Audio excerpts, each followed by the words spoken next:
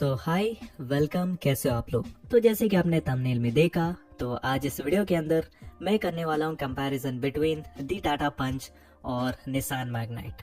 हाल ही में निसान ने अपना जो मैग्नाइट का फेसलिफ्ट है उसको किया था लॉन्च, और कहीं ना कहीं बहुत से लोगों ने एक्सपेक्ट किया था कि फेसलिफ्ट के साथ इसकी जो प्राइस है ना वो भी बढ़ेगी करके। But luckily unlike other companies Nissan ने ऐसा किया नहीं, बल्कि सेम प्राइसिंग के अंदर इन लोगों ने ज्यादा फीचर्स को अपडेट कर दिया है अपने पुराने मॉडल्स में, जिसकी वजह से ये पहले से भी ज्यादा वैल्यू फॉर मनी बन जाती है। वैसे ज्यादा डिटेल के लिए इसकी प्राइस 6 लाख से शुरू होती है और top of the line variant जाता है लगभग 11.5 लाख तक, विच definitely makes it very affordable. और इसी प्राइसिंग के अंदर आपको टाटा पंच भी मिलती है। इसकी जो प्राइस है ना वो भी आप देख सकते हो। तो कहीं ना कहीं प्राइस क्लैश करने की वजह से हम इन दोनों ही गाड़ियों को कंपेयर कर सकते हैं। ये जो सारे पॉइंट्स आप आपके सामने देख रहे हो, इन सब को इस कंपैरिजन में ऐड करके हम जानेंगे कि आपके लिए कौन सी सबसे बेहतर ऑप्शन हो सकती है। So let's start from the first point which are the looks. So look wise देखो, सबके अपने अपने पर्सपेक्टिव्स होते हैं, और कहीं ना कहीं मैं आपकी चॉइस को या फिर पर्सपेक्टिव को चैलेंज नहीं करना चाहता, but for the sake of the video मैं अपने पर्सपेक्टिव के बारे में बताना चाहता हूँ। कहीं ना कहीं मुझे लगता है कि मैग्नेट के लुक्स ज्यादा कंसिस्टेंट है compare to the Punch, simply because अगर आप इसके पूरे बॉडी को देखते हो तो फ्रंट से, साइड से, इवन बैक से इसमें काफी प्रोपोर्शनल आपको लुक्स मिलेंगे। कहीं से भी ऐसा नहीं लगेगा कि इसके डायमेंशन ऊपर नीचे है। But at the same time अगर आप टाटा पंच को देखते हो तो इसको कहीं ना कहीं अगर आप साइड से देखेंगे तो इसको ज्यादा प्रैक्टिकल बनाने के चक्कर में टाटा ने इसकी जो हाइट है ना वो काफी ज्यादा रखी है, and at the same time इसकी लेंथ एक नॉर्मल हैचबैक जितनी है। सो कहीं ना कहीं प्रोपोर्शनैलिटी जो है ना वो बिगड़ रही है इसकी डिजाइन में। और अगर हम प्रॉपर डिजाइन एलिमेंट्स की तरफ ही देखते हैं तो कहीं ना कहीं अगर आप मैग्नेट का फ्रंट प्रोफाइल देखते हो तो इसमें आपको ज्यादा स्लीकर एंड एग्रेसिव लुक्स मिलते हैं। इसके हेडलैम्प्स काफी अच्छे लगते हैं, and at the same time इसके जो ग्रिल्स है ना वो पहले के मुकाबले ज्यादा एग्रेसिव लग रहे हैं।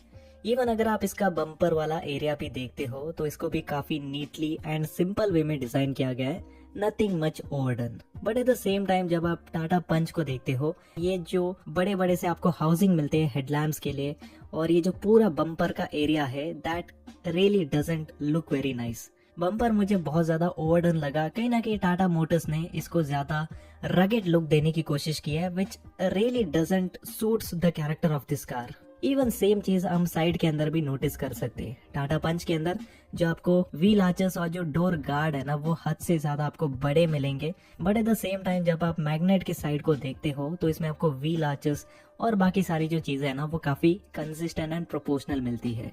इवन इसके अंदर आपको ग्लास एरिया भी काफी इनफ मिलेगा, and overall cuts and creases जो डिजाइन वगैरह है ना वो काफी अच्छी लगती है even in the real life. Back profile wise भी मुझे निसान मैग्नेट ज्यादा बेहतर लगी।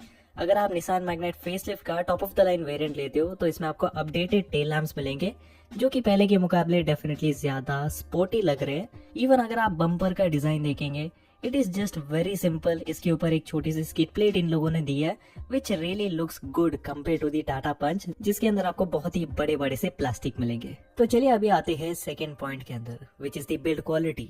और बिल्ड क्वालिटी वाइज मैं दोनों exterior and interior build quality पर फोकस करूंगा। सो इंटीरियर बिल्ड क्वालिटी के हिसाब से मैं इतना ही कहूंगा, मैग्नाइट ज्यादा बेहतर ऑप्शन है।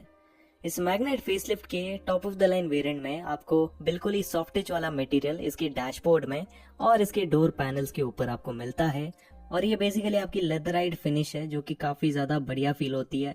साथ में जो ओवरऑल फिट फिनिश है ना वो भी निसान मैग्नेट के अंदर काफी ज्यादा इंप्रूव हो चुकी है इसके फेसलिफ्टेड वर्जन के अंदर।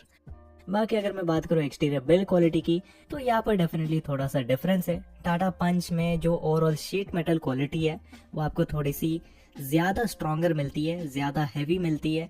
लाइक इसके डोर्स एंड बोनेट ज्यादा हैवी फील होते हैं compare to the Magnite, but Magnite भी ज्यादा पीछे नहीं है। इसकी जो शीट मेटल क्वालिटी है वो आपको अबव एवरेज मिलेगी, but not as good as the Tata Punch. लेकिन एक्सटीरियर बिल्ड क्वालिटी को लेकर काफी सारे लोगों में एक कॉमन मिसकंसेप्शन फैल चुका है, and that is build quality is equal to safety, जो कि बिल्कुल भी नहीं है। Build quality is not equal to safety. ये जो ओवरऑल एक्सटीरियर शीट मेटल है ये क्रम्पल जोन का काम करता है, लेकिन जो एक्चुअल सेफ्टी है वो मिलती है आपको शासी के अंदर। एंड ओवरऑल शासी वाइज दोनों ही कार्स बहुत अच्छे हैं। टाटा पंच ऑलरेडी अपना बेंचमार्क सेट कर चुकी है, इसको 5 स्टार की रेटिंग मिली थी, और कहीं ना कहीं हम सेफ्टी के हिसाब से टाटा पंच पर कोई भी क्वेश्चन नहीं कर सकते। But at the same time आपकी जो मैग्नेट है वो भी बिल्कुल पीछे नहीं है। अभी लास्ट टाइम मुझे याद है कि इसको 4 स्टार की रेटिंग ऑलरेडी मिली थी, बट इस फेसलिफ्टेड मॉडल के अंदर आपको अपडेटेड शासी मिलती है and at the same time आपको जो सारे मिनिमम रिक्वायरमेंट वाले सेफ्टी फीचर्स है ना वो भी मिल जाते हैं, लाइक 6 एयरबैग्स वगैरह वगैरह। तो इसकी वजह से कहीं ना कहीं ये गाड़ी लगभग 5 स्टार की रेटिंग स्कोर कर सकती है। अभी चलिए फटाफट से हम प्रैक्टिकलिटी के बारे में बात कर लेते हैं। सो प्रैक्टिकलिटी के अंदर सबसे पहले आती है space, and in terms of space Magnite is just a better option, since इस गाड़ी में आपको डायमेंशंस ज्यादा बड़े मिलते हैं कंपेयर टू दी पंच। वैसे डायमेंशंस दोनों के मैं डिस्प्ले कर रहा हूँ इधर, तो ज्यादा डायमेंशन की वजह से मैग्नेट के अंदर आपको लेग रूम और नी रूम भी काफी अच्छा मिलेगा, एंड ज्यादा विड्थ की वजह से इसमें 5 एडल्ट्स भी आराम से बैठ सकते हैं कंफर्टेबल होकर। बट अगर आप टाटा पंच को लेते हो तो टाटा पंच में कम विड्थ होने की वजह से 4 एडल्ट्स और बीच में अगर आप बच्चे को बैठाते हो तभी आप कंफर्टेबल होकर बैठ पाएंगे। बाकी जो बूट स्पेस है वो ऑन पेपर आपको पंच में थोड़ी ज्यादा मिलती है, बट रियल लाइफ में आपको ज्यादा कुछ फर्क देखने को नहीं मिलेगा in terms of overall space. Then अगर हम आते हैं कंफर्ट के ऊपर, so in terms of comfort both are good. सामने की सीटों में मुझे कहीं ना कहीं लगा कि मैग्नेट की सीट्स ज्यादा कंफर्टेबल है, उसमें आपको under Thai support and back support थोड़ा अच्छा मिलेगा। पंच के अंदर क्या है कि आपको ना थाई सपोर्ट थोड़ा सा मिसिंग लगता है, लेकिन बैक सपोर्ट इसका काफी अच्छा है। सीट की कुशनिंग आपको दोनों में अच्छी मिलेगी। बैक सीटों के हिसाब से ज्यादा फर्क नहीं है, बोथ आर वेरी एवरेज, बहुत ही कंफर्टेबल तो मैं नहीं कहने वाला। और दोनों के अंदर आपको एडजस्टेबल हेडरेस्ट की जो सुविधा है ना वो फ्रंट एंड बैक में मिल तो जाती है, लेकिन मैग्नेट के बेस वेरिएंट से ही पीछे की सीटों के लिए आपको एडजस्टेबल हेडरेस्ट और बैक सीट के लिए सेंटर में आपको जो आर्मरेस्ट है ना वो दिया जाता है, विच इज मिसिंग इन दी टाटा पंच का बेस मॉडल।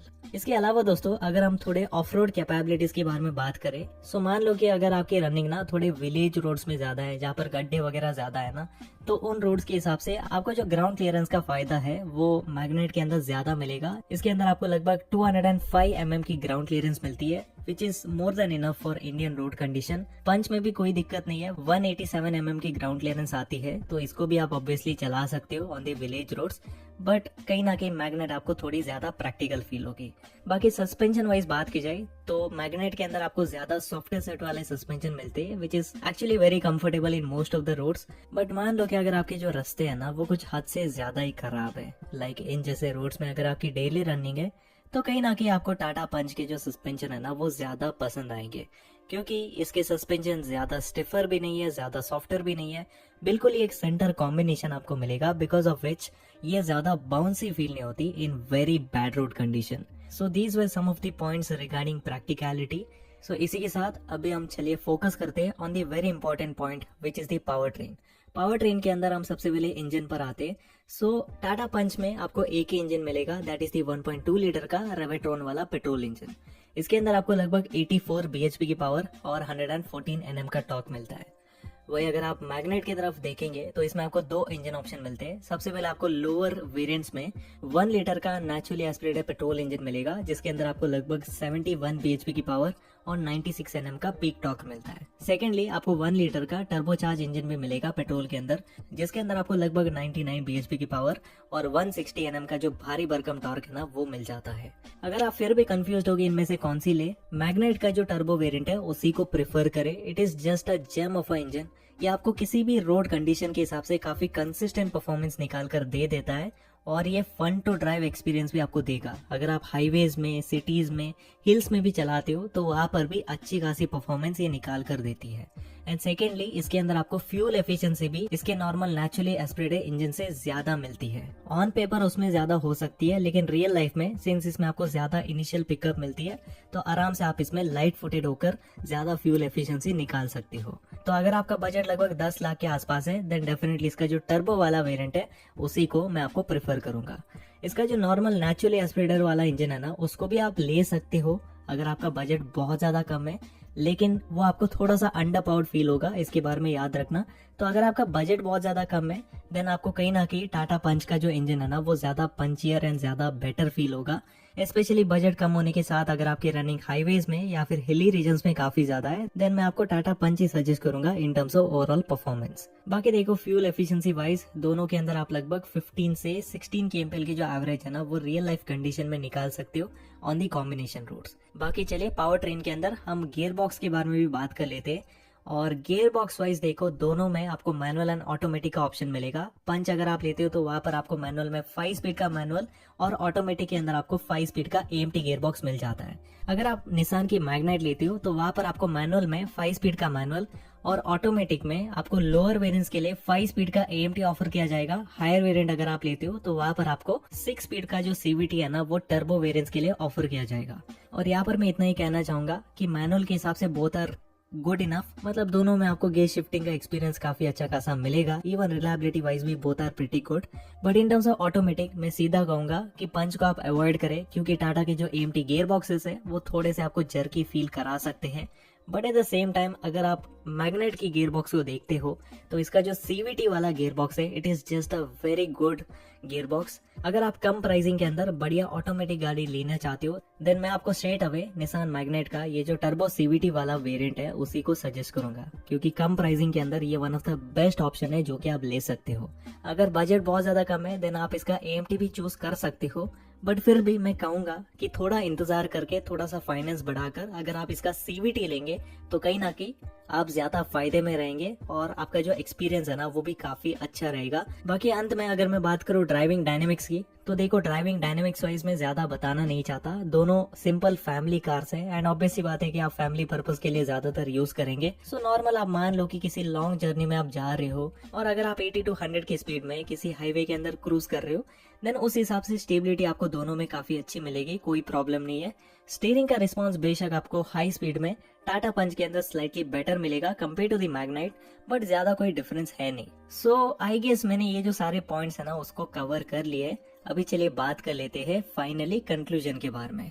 सो देखो कंक्लूजन वाइज मैं इतना ही कहना चाहूंगा कि आप अपने सबसे पहले रिक्वायरमेंट को देखें। सो सिंपल सी बात है कि अगर आप स्पेसिफिकली फैमिली पर्पस के लिए कोई गाड़ी देख रहे हो देन निसान मैग्नेट को कंसिडर करना ज्यादा समझदारी वाली चॉइस रहेगी, क्योंकि इसके अंदर आपको ज्यादा स्पेस मिलता है। सेकेंडली देखो अगर आपको एक परफॉर्मेंस ओरिएंटेड गाड़ी भी चाहिए उस हिसाब से भी आपको इसमें ज्यादा पंचियर इंजन मिलेगा। इवन ऑटोमेटिक के हिसाब से भी it is having one of the best automatic at an very affordable price range. बाकी देखो अगर आपको सर्विस नेटवर्क और ओवरऑल डीलरशिप वगैरह थोड़ा सा बढ़िया चाहिए, उसमें कोई भी झंझट नहीं चाहिए और ज्यादातर अगर आप अकेले ही चलाने वाले हो गाड़ी को और अगर आपकी running most of the time cities के अंदर ज्यादा है जहाँ पर ट्रैफिक वगैरह काफी ज्यादा होता है देन उस हिसाब से आप टाटा पंच को कंसिडर कर सकते हो। कम प्राइसिंग के अंदर it is also very good option और ये प्रैक्टिकल भी काफी ज्यादा है। बट कहीं ना कहीं एज अ ओवरऑल पैकेज अगर आप 10 लाख के हिसाब से कोई गाड़ी देख रहे हो आप निसान मैग्नेट की तरफ आंख बंद करके जा सकते हो। बाकी देखो ये सारे पॉइंट्स मैंने आपको बहुत ही क्लियरली बता दिए है। अब ये आपकी रिस्पॉन्सिबिलिटी है कि आपको ना शोरूम जाकर दोनों का टेस्ट ड्राइव लेना है और अपने रिक्वायरमेंट के हिसाब से दोनों ही गाड़ियों में से किसी को भी आपको चूज करना है।